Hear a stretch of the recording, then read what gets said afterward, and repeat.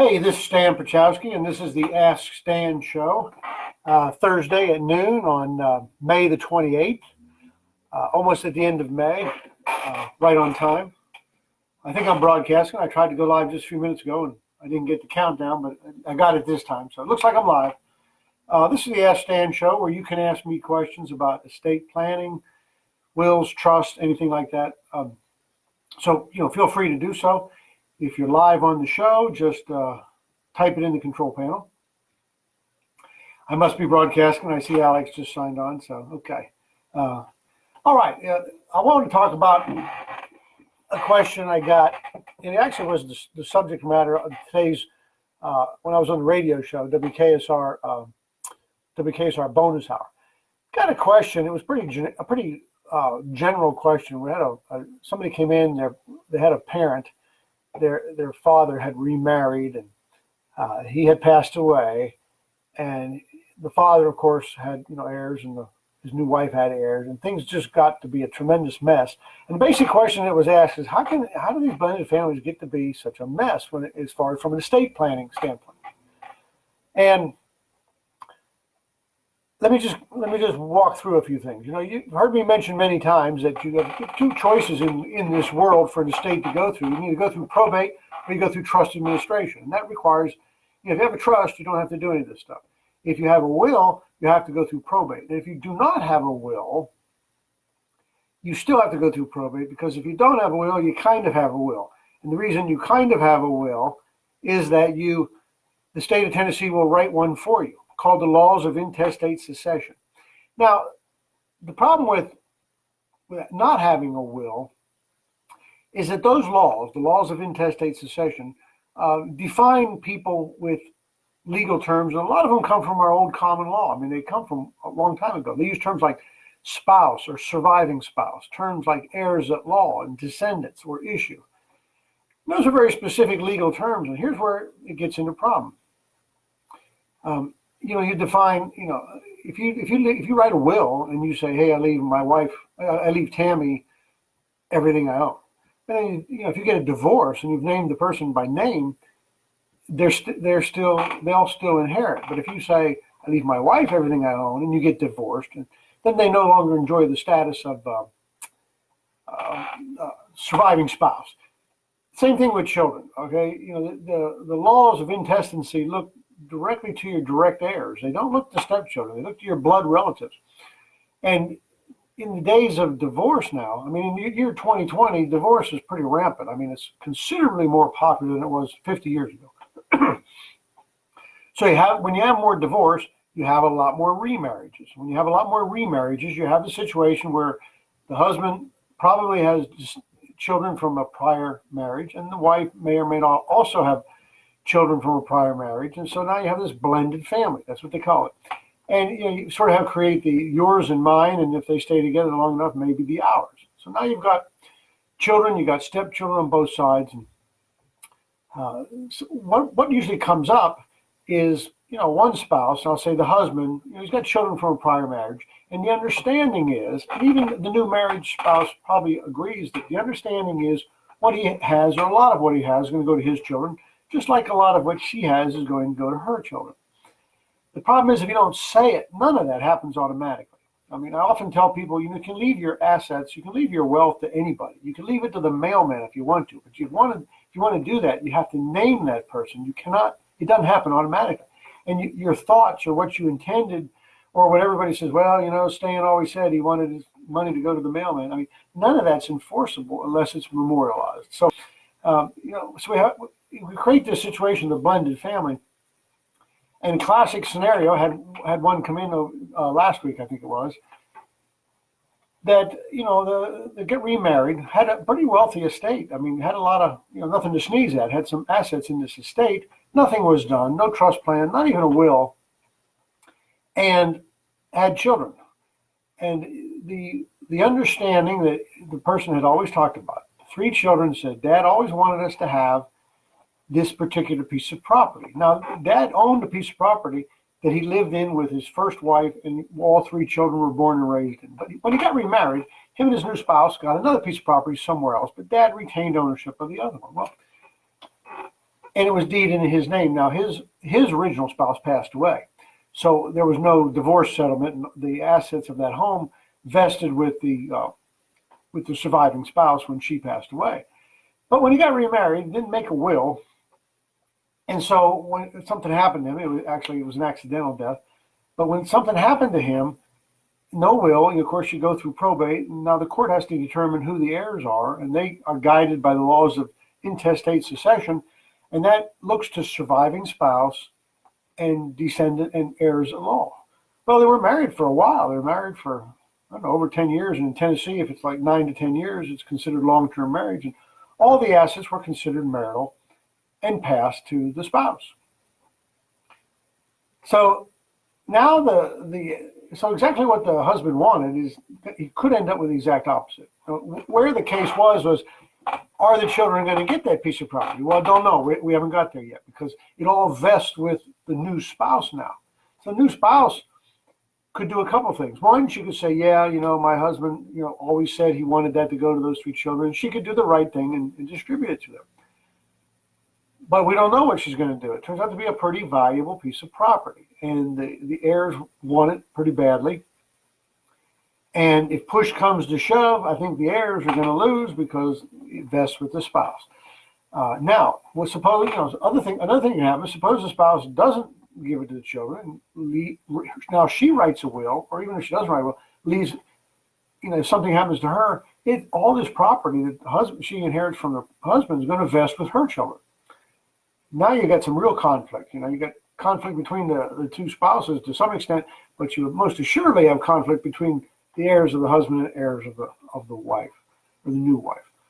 So here's the thing. In an age when you have more and more blended families, our laws of intestate succession that are kind of like the default values, the less and less they seem to answer the average everyday questions and really deal with what people want in life. And they just stick to the strict code of, direct descendants and the actual surviving spouse. So, thus, the more and more the need for planning. I mean, this is why you've got to come see somebody like me and all you need to do is tell me how you want it to end up, and I can do the rest and make sure that it ends up that way with the right vehicle, whether it's a will or a trust. I mean, we can make sure it's done, but the important thing is we got to say it, and we got to memorialize it into some sort of documentation that is enforceable so that your heirs are taken care of. I mean, talk about leaving people a mess to deal with. I said that before, that blended families can be a mess, and I'm not talking about the families, of course. I'm talking about the estate. I'm not throwing stones at the people. I'm talking about what you can get messed up with, because here's what happens. If you write a will, let's say you do write a will, and you do one of these 1-page, 2-page wills that we see all the time, or sometimes a 2 or 3-page trust. Here's what happens. If there's something that you don't answer, or we don't know the answer to, we have this gap filler. And the gap filler is the Uniform Trust Code that we've adopted back in 2012. So if you don't say something about it, well, we've got to go to the Uniform Trust Code and look what the default value is if you're silent about it. In the will or the trust, you can pretty much say whatever you want to say and do whatever you want to. But if you're silent on it and the question needs to be answered, we have to fill in the gap. And those are very general guidelines. And like I said, if you say, I leave it to my kids, and you meant my blood relatives and some of my stepchildren, well, if you say kids and the question is, okay, what kids? And we go to the trust code, it's only going to tell us to go to your direct bloodline descendants. It won't include stepchildren.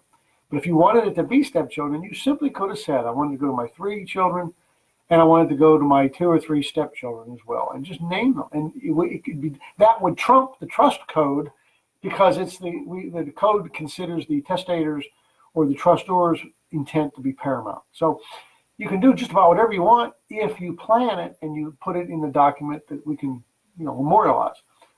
So, maybe that's a long-winded way of trying to say planning is even more needed in this day and age than it was, a couple of decades ago, because this, everybody and their brother is divorced these days. And I mean, there's a lot of them. And when they do, blended families are just more the norm than they are the exception, like they used to be when I was young.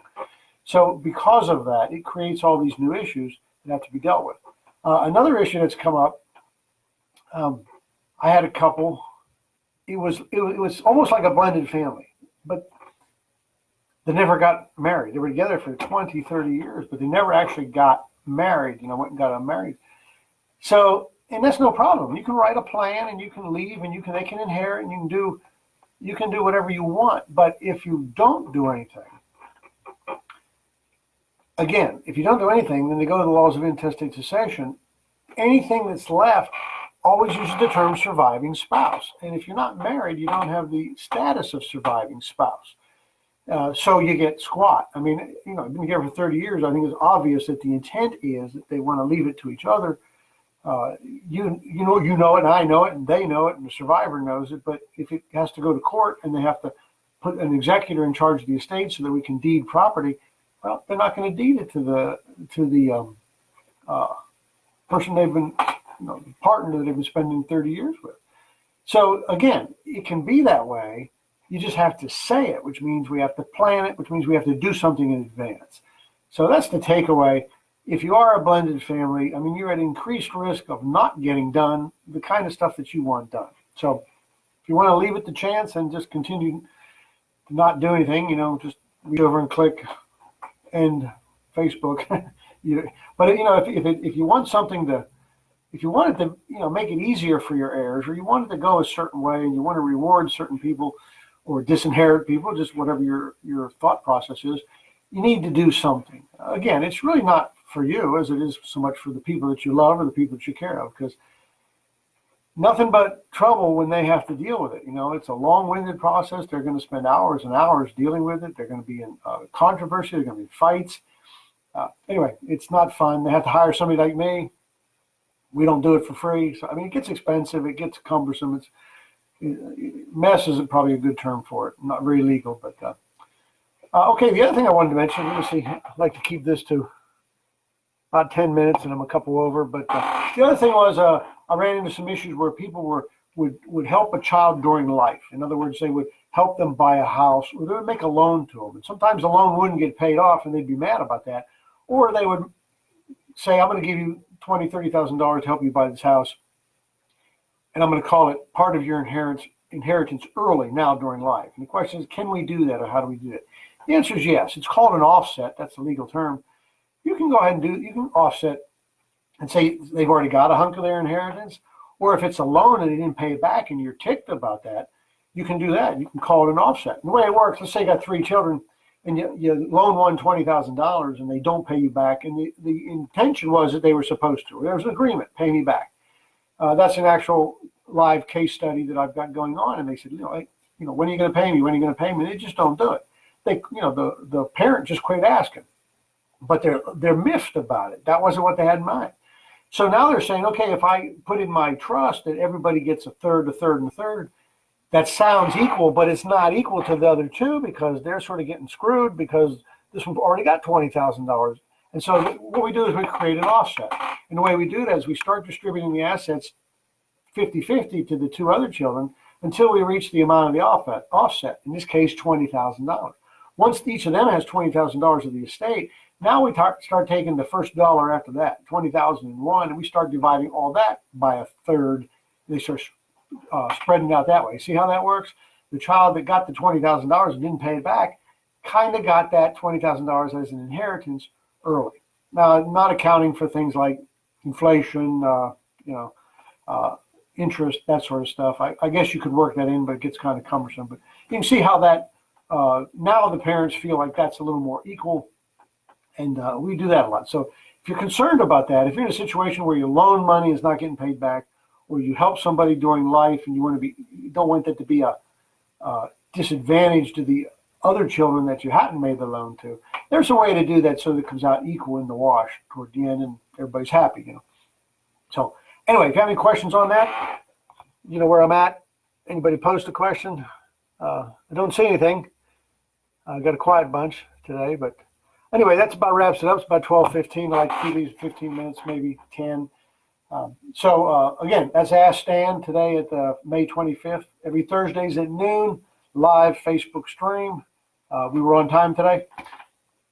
Got a question? Send it to me. Send it to Facebook. Send it to my email. I'll answer it. I won't wait till next Thursday to answer it, but I'll give you an answer. And if it's a good one, I'll ask you if I can use it on Ask Stan or at the WKSR bonus hour Thursdays at 8:30. So other than that, thank you for attending. Keep the questions coming. certainly keep the answers coming. Okay. Thanks a lot. We'll see you next time.